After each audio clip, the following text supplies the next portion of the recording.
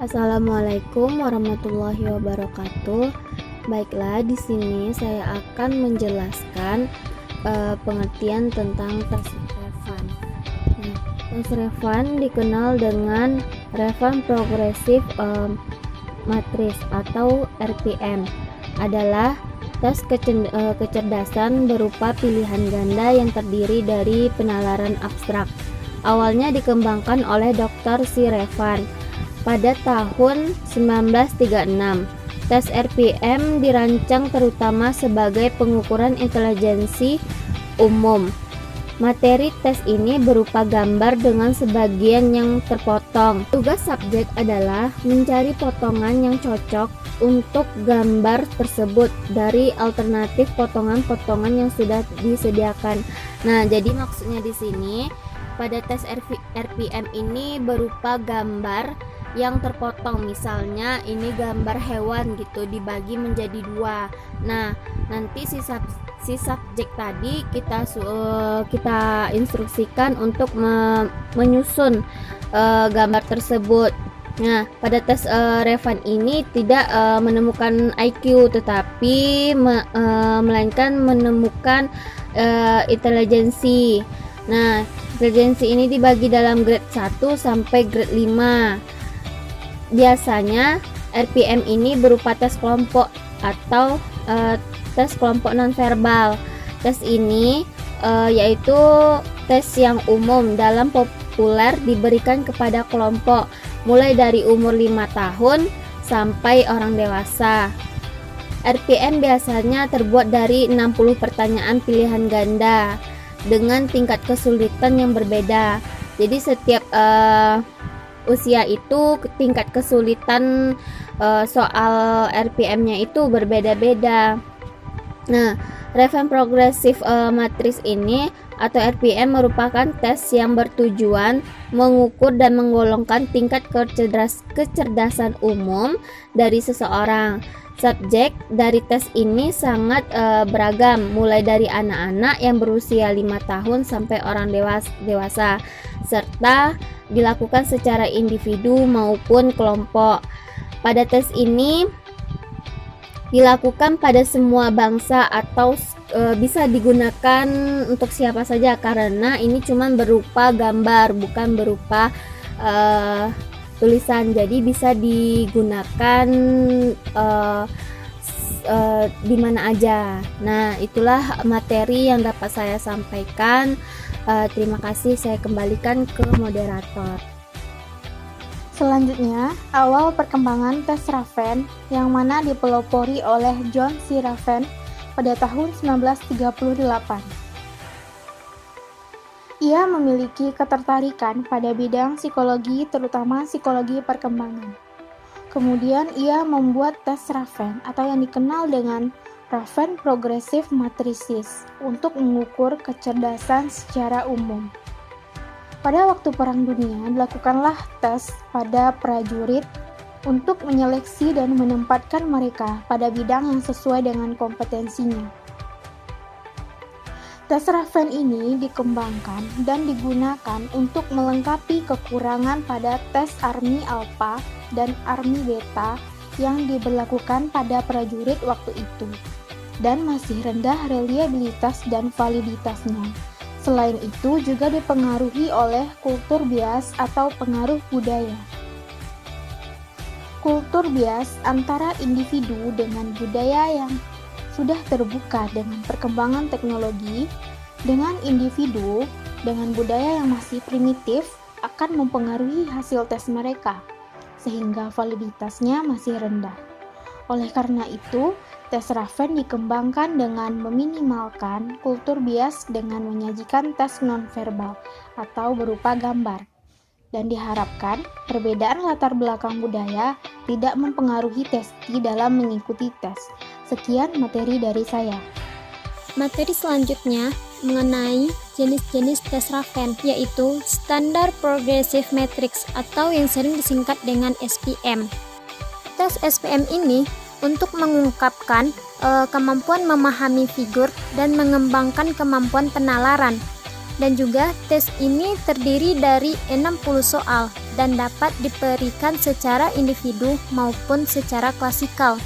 60 soal tersebut dapat dikelompokkan dalam 5 seri dan masing-masing seri memuat 12 item soal yang dikerjakan dalam waktu sekitar 45 menit, yang mana dalam waktu 45 menit itu adalah waktu pengerjaan dan waktu pemberian penjelasan.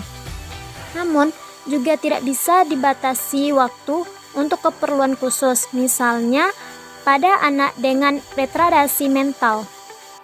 Subjek diberi soal dan memilih jawaban yang paling tepat, lalu menuliskan jawabannya di lembaran khusus yang telah disediakan.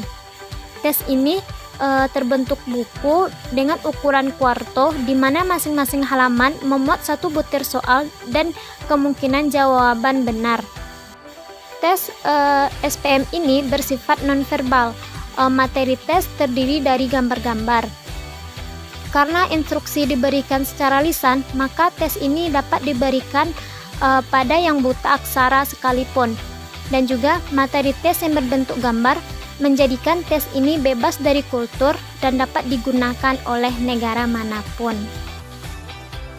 Jenis tes yang kedua yaitu Close-Read Progressive Metric atau yang sering disingkat dengan CPM. Yang mana CPM ini untuk mengungkapkan aspek berpikir, logis kecakapan, pengamatan ruang, kemampuan memahami hubungan antara keseluruhan bagian, dan juga kemampuan berpikir secara analogi. Tes CPM ini digunakan untuk mengukur taraf kecerdasan bagi anak-anak yang berusia 5-11 tahun. CPM selain dapat digunakan bagi anak-anak normal, dapat pula digunakan bagi anak abnormal atau mental defektif, di mana tes ini dapat disajikan secara individual maupun klasikal. Tes CPM ini dikeluarkan pada tahun 1938 Masehi oleh J.R. Raven.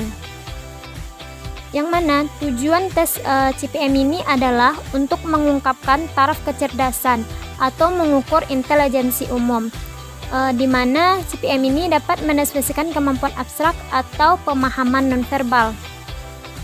Bentuk tes CPM ada 2 macam, yaitu ada yang berbentuk cetakan buku dan ada juga yang berbentuk papan, yang gambar-gambarnya tidak berbeda dengan yang di buku, serta dicetak berwarna untuk menarik perhatian anak kecil.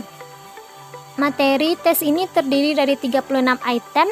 Item disusun bertingkat dari yang mudah hingga item yang sedang, atau maupun item yang sukar. Sedangkan untuk waktu pengujian tes ini tidak ada batasan waktu. Aspek yang diukur CPM adalah berpikir logis atau nalar. Yang dimaksud dengan kemampuan berpikir atau nalar ini yaitu kemampuan untuk menarik kesimpulan yang sah menurut aturan logika dan dapat membuktikan bahwa kesimpulan itu benar sesuai dengan pengetahuan sebelumnya. Aspek yang kedua yaitu kecakapan pengamatan ruang. Yang dimaksud dengan kecakapan pengamatan ruang ini ialah kemampuan untuk membayangkan dan menganalisa ruang dengan baik. Yang ketiga, kemampuan berpikir analogi, yaitu kemampuan memecahkan masalah dengan menggunakan pengetahuan yang telah dipelajari sebelumnya untuk menyelesaikan masalah yang baru. Yang terakhir aspeknya yaitu kemampuan memahami hubungan antara keseluruhan dan bagian, yaitu kemampuan untuk memahami hubungan antara pola gambar besar dengan pola yang kecil. Selanjutnya yaitu Advanced Progressive Metric atau yang biasa disebut dengan APM. Tes APM ini dimaksud untuk mengungkapkan kemampuan efisiensi intelektual.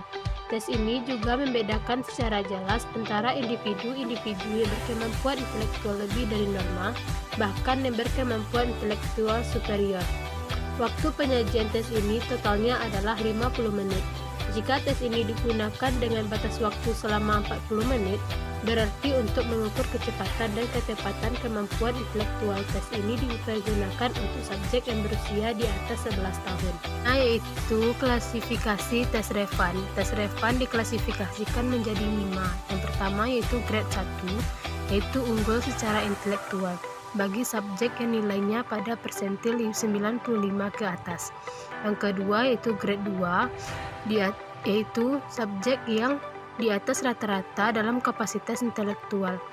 Subjek yang nilainya terletak antara persentil 75 sampai 95. Yang ketiga grade 3 yaitu rata-rata secara intelektual, yaitu persentil 25 sampai 75. Yang keempat yaitu di bawah rata-rata dalam kapasitas intelektual.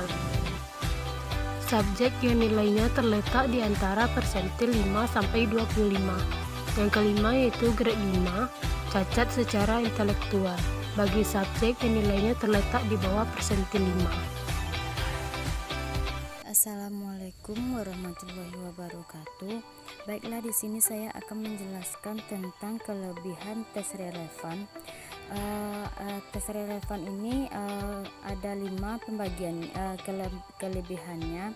Yang pertama, lebih adil bagi seorang yang tidak menutur bahasa Inggris, karena tes ini berupa visualisasi gambar, jadi semua orang yang bahasa berbeda bisa menjalankan tes tersebut. Yang kedua yaitu hanya memerlukan instruksi lisan yang sederhana. Yang ketiga yaitu dapat digunakan secara luas pada berbagai tingkat kemampuan intelijensi. Yang keempat yaitu kemampuan untuk dikerjakan oleh individu dan individu dengan gangguan-gangguan tertentu, misalnya bisu, tuli, dan keterbatasan motorik. Ya, selanjutnya itu tidak memperhitungkan kecepatan menjawab sosial sebagai salah satu penilaiannya. Selanjutnya yaitu contoh tes relevan. Di sini ada sepotong gambar kain, tetapi ada bagian yang hilang. Coba pilih di bawah ini yang mengisi yang paling cocok untuk mengisi bagian yang hilang. Di sini contoh yang kedua, ada sepotong kain tetapi ada bagian yang hilang. Coba pilih dari 6 pilihan di bawah ini, manakah yang cocok mengisi bagian yang hilang. Contoh yang ketiga yaitu instruksinya. Di sini ada sepotong kain tetapi ada bagian yang hilang. Coba pilih dari 8, pilih di bawah ini yang mana yang cocok untuk mengisi bagian yang hilang. Sekian, terima kasih.